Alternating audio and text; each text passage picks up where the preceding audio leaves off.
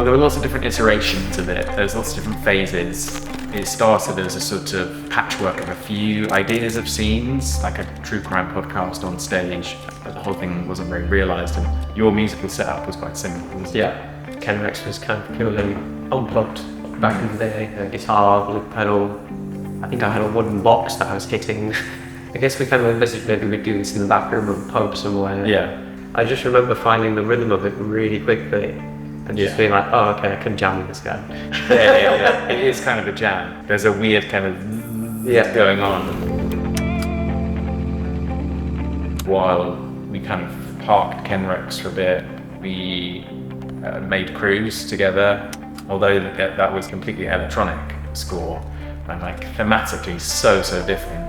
I was playing a bunch of characters, John was playing loads of amazing music, and it was that kind of duet again. The boundaries are limitless. Like, let's get some synths. It was a really cool like gear, so we can do like looping. And then when we came back to KENREX, We were like, own that. so we can go big. Yeah, and we can make this huge sound, but with folk and Americana like instrumentation in this. And then everything that Giles Thomas does, our sound design, and just like supporting that, and it's insane, like 360 sound and stuff. It's I guess that's why people call it like cinematic. Yeah, it's kind of lo-fi, but actually underneath the kind of simple appearance is a huge amount of technology. I listen to a lot of old school Americana and bluegrass, like traditional folk music from Missouri. But then also I'm really into American songwriters like Johnny Cash, Bruce Springsteen, Joan Baez, the things that they do with songwriting in that kind of folk tradition, but take it somewhere different. But it then kind of gets swallowed up by the tape sounds and the reel-to-reels, and it then becomes more electronic. I was really interested in how those two kind of like mash together. Do you have a favorite musical moment to do each show? What's yours? I mean, I really like doing, there's a song called Kinda to Catch Me, and I was going to say that. the whole sequence that is built around that I just love every time we do it. Yeah, it's the most kind of duet-y kind of bit, isn't it? Yeah. We're definitely like listening to each other, and then I remember reading that version of the script that he said, there's like, pounding country rock song plays. I was like, I want it. I love those moments when we've been working and you guys kind of go like, oh, can you just like go and write like a lilting country song that's playing on a jukebox in a bar or something? And I love that kind of provocation because you just got like, okay, half an hour, let's go, quick. Right, and he always delivers as well. It almost is a musical. I actually don't really sing anything except for the Star Spangled Banner, which I'm doing as a character. Therefore, like, John is really in control of the whole musical world, and I'm in control of the character world. And it feels somehow like the music is a character that's coming out of all these radios and these like tape reel machines and all that sort of stuff, and it's kind of sweeping you away into the story rather than you being like fully in control of it. Which I quite enjoy.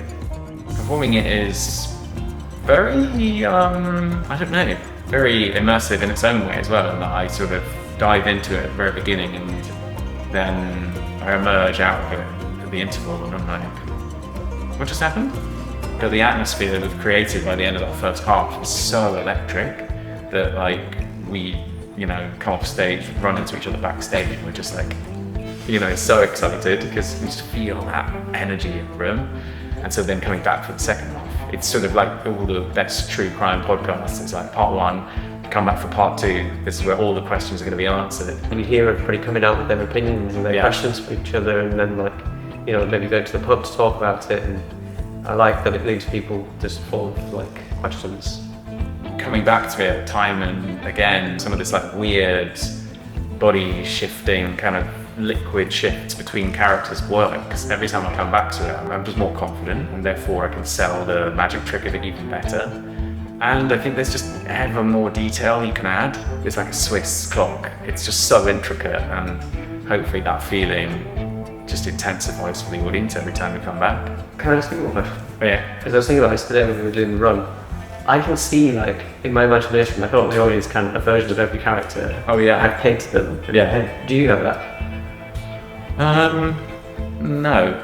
Actually, no. I don't really. I mean, I see a sort of outline, a blur of them. So you see them like quite vividly? Yeah. Really? Yeah, they haunt me actually. Although it's funny, talking to people after the show, sometimes they're like already on Wikipedia reading about the story, and they're like, that's the bar? I didn't think it looked like that at all. And I'm like, well, it was just a doorway on stage, like, but everyone's generated their own image of all these places and people, so everyone's got their own Skidmore and their own cast of characters. It's a cool experience.